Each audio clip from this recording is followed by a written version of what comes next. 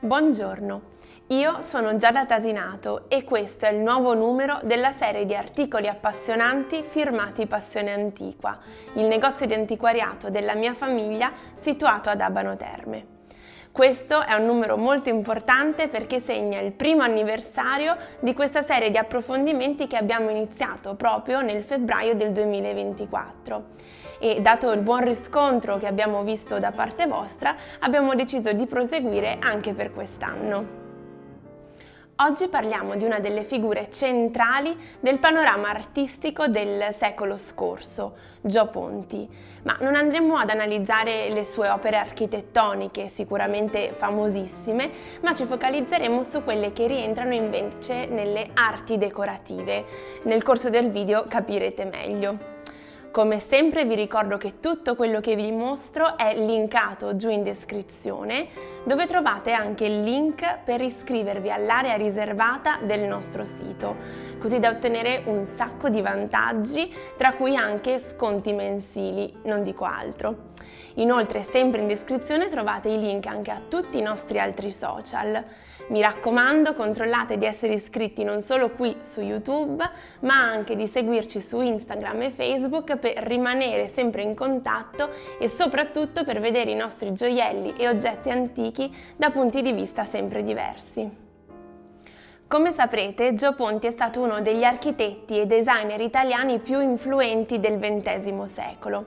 Infatti ha lasciato un segno indelebile non solo nell'architettura del nostro bel paese, ma anche in quello che è chiamato design appunto industriale e decorativo. Fu proprio un pioniere nel ridefinire il rapporto tra arte e funzione, portando innovazione e bellezza in ogni ambito del suo operato. Oggi ci focalizziamo sulla sua collaborazione con due importantissime manifatture italiane, la Richard Ginori e la Venini, nelle quali reinterpretò tradizioni molto antiche con una spiccata sensibilità contemporanea. Cominciamo con il suo lavoro nella ceramica. Fondata nel 1735 dal marchese Carlo Ginori a Doccia, vicino a Firenze, la Richard Ginori è una delle più prestigiose fabbriche di porcellana a livello europeo, che si è sempre distinta per la sua capacità straordinaria di coniugare artigianato d'eccellenza con innovazione stilistica. Negli anni del primo dopoguerra, tuttavia, stava vivendo un po' una fase di stallo. E fu così che nel 1923 venne nominato come direttore artistico dell'azienda proprio Gio Ponti. In accordo con l'allora direttore generale Augusto Richard e in stretta collaborazione con le maestranze già presenti nella fabbrica, Ponti propose un programma di aggiornamento a 360 gradi. Ben consapevole che l'industria e le arti decorative italiane avessero bisogno un po' di una spinta, in quanto ancora molto attaccate al passato e per questo arretrate rispetto al panorama internazionale, Ponti usa tutta la sua fantasia creativa e la sua profonda cultura per avviare un cammino verso un rinnovamento che comunque non dimenticasse mai le radici del passato. Fondamentale per l'architetto fu la stretta collaborazione con gli artigiani della Ginori, che gli permise di ottenere piena consapevolezza della materia che stava lavorando. Infatti, per ottenere ottimi risultati bisogna conoscere tutti i segreti della ceramica, una tecnica ovviamente diversa da quella in cui Ponti era già maestro e dove sono proprio il materiale e il suo uso sapiente e raffinato che permette alle figure di essere così vivaci e alle scene così accattivanti. Nel periodo di Ponti, la Ginori sperimenta non solo dal punto di vista iconografico, come andremo a vedere, ma anche tecnico, perfezionando soprattutto gli smalti e le loro cotture. Ricordiamo per esempio il blu a gran fuoco, il gran rosso di doccia, l'oro a punta d'agata e, ultimo ma non per importanza, il nero metallico, che ben contrasta con il bel timbro della pasta bianca. Le proposte di Ponti convincono fin da subito, tanto è vero che solo nel 1925, e quindi 2 anni dopo il suo arrivo alla manifattura di doccia, la Richard Ginori si aggiudica il Grand Prix per la ceramica all'Expo di Parigi per il successo commerciale ottenuto a livello internazionale. Abbiamo capito che quindi fin da subito dall'arrivo di Ponti la manifattura Ginori si distingue come esempio virtuoso di novità nel panorama delle arti italiane. Il design di Ponti combina linee molto moderne con una profonda ispirazione classica. Elementi provenienti da diversi stili e contesti vengono estrapolati per poi essere sofisticamente reinterpretati con un gusto e un'ironia degni di nota. Ponti non si ispira solo ai modelli classici, e quindi a quelli greci e romani, ma anche alla prospettiva rinascimentale, alla modularità di derivazione palladiana e alle semplificazioni neoclassiche, il tutto con un tocco di contemporaneo. Uno dei motivi affrontati fin dalla prima Biennale di Monza del 1923, ossia la prima a cui la Richard Ginori partecipa sotto la guida di Ponti, è quello della passeggiata archeologica che noi vediamo in questo bel piatto. Ambientato in una terrazza con una perfetta visione prospettica, ovvio omaggio ai maestri del Quattrocento, quest'opera ci parla dei grand tour che erano soliti intraprendere i nobili europei del XVIII secolo per le varie città italiane. Nel titolo si trova l'elemento contemporaneo. Questa infatti è una precisa citazione al percorso che si chiama appunto passeggiata archeologica, inaugurato solo pochi anni prima, nel 1918, presso gli scavi archeologici romani. Reinterpretando le forme del passato con brio ed astuzia, Ponti disegna dei personaggi che a prima vista possono sembrare quasi delle pedine, perché estremamente precisi, composti e controllati.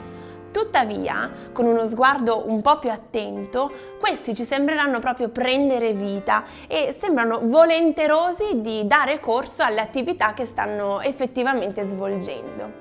E in quest'ambito voglio citarvi il critico Raffaele Giolli, che nel 1929 nella rivista Emporium scrisse: davanti a quasi tutte le ceramiche di Ponti si sta fermi a fantasticare come leggendo un romanzo o una novella.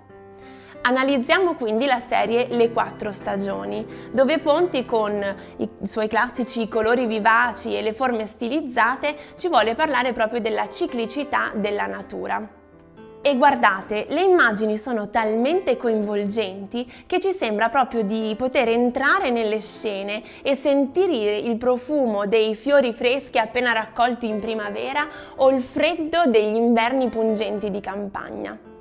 Insomma, attraverso forme eleganti, armoniose e semplici, smalti perfetti, colori brillanti e una verve creativa senza precedenti, nei suoi 10 anni di direttorato artistico Gio Ponti è riuscito a reinterpretare la tradizione della Ginori senza mai dimenticare le radici del passato, ma usando una giocosità e un'ironia che hanno permesso alla manifattura toscana di arrivare alla modernità. L'altra collaborazione importante di cui trattiamo oggi è quella che Ponti ebbe con la vetreria Venini. Quando nel 1925 l'avvocato milanese Paolo Venini decise di aprire la propria azienda a Murano, si pose proprio come obiettivo fondante quello di innovare le tradizioni secolari del vetro soffiato. E per questo invitò fin da subito artisti e designer anche esterni al panorama lagunare. È proprio in quest'ottica che chiese anche al suo amico personale Gio Ponti di andare a collaborare appunto nella sua azienda. Ponti, che negli anni 30, come ormai abbiamo capito, era una delle figure fondamentali non solo dell'architettura ma anche del design italiano, accettò di collaborare con la Vetri Soffiati Muranesi Venini & Co. al fine di ridefinire ancora una volta il confine tra arte e industria. Lavorando e reinterpretando anche questo antico materiale, Ponti crea dei vetri decorativi nel quale riesce a combinare una rigorosa semplicità con un senso di leggerezza, allo scopo di far esaltare proprio il vetro stesso, che doveva rimanere il protagonista. Dalla serie Morandiane, che vediamo in queste due bottiglie, presentata alla Biennale di Venezia del 1934, possiamo vedere anche un'altra caratteristica importante dell'operato muranese di Ponti, ossia che la sua palette varia dai toni più neutri a quelli più vivaci e brillanti, e questo contrasto sembra essere l'unico elemento decorativo di queste forme stilizzate eppure che disegna. Anche alla Venini, Gio Ponti dimostra che con il suo approccio razionale e moderno, ma allo stesso tempo sempre profondamente legato alla tradizione artigianale, lui è in grado di trasformare degli oggetti funzionali in delle vere e proprie opere d'arte. Siamo giunti alla fine di questo approfondimento dedicato proprio al genio di Gio Ponti.